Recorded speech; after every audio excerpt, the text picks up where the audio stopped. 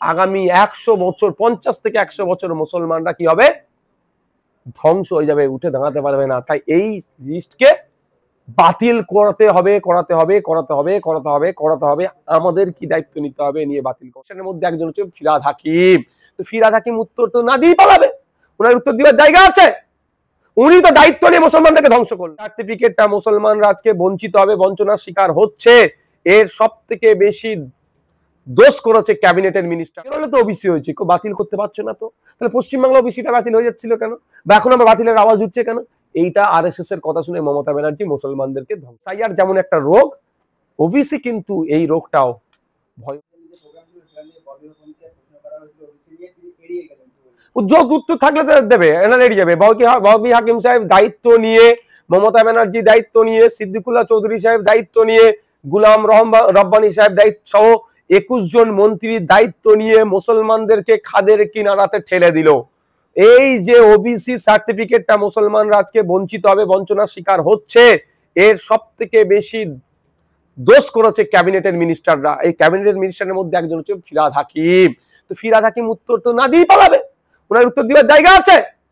উনি তো দায়িত্ব নিয়ে মুসলমানদেরকে ধ্বংস করলো। মমতা ব্যানার্জি যেটা বলেছে উনি সেটা শুনেছেন, উনি সেটাকে হায় হায় মিলিয়েছেন। কারণ মমতা ব্যানার্জির ভুলটাকে যদি ভুল বলে দিয়ে পথ চলে যাবে, তাহলে ওনার পদ বাঁচানোর জন্য পুরো সংখ্যালঘু মুসলমানদেরকে আজকে খাদের কিনারায় ছেড়ে দিল।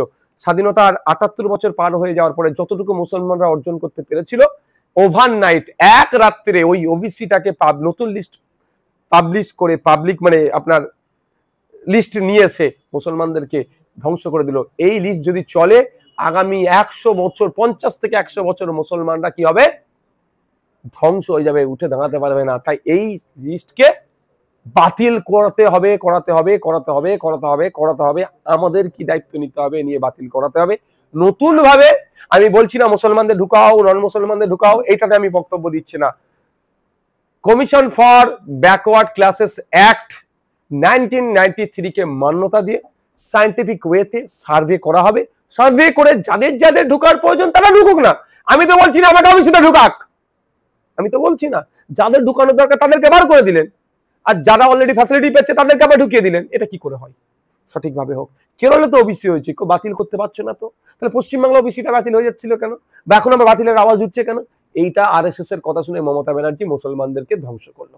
এবার মুসলমানরা দেখুক। দেখুন, এসআইআর যেমন একটা রোগ, ওবিসি কিন্তু এই রোগটাও ভয়ঙ্কর রোগ। এসআইআর রোগটা মাস 3, 4, 6 একটা ডেস্টিনেশন আছে, এরপর একটা ফাইনাল জাজমেন্ট হয়ে যাবে। আর ওবিসিটা 100 বছরের রোগ হয়ে গেল।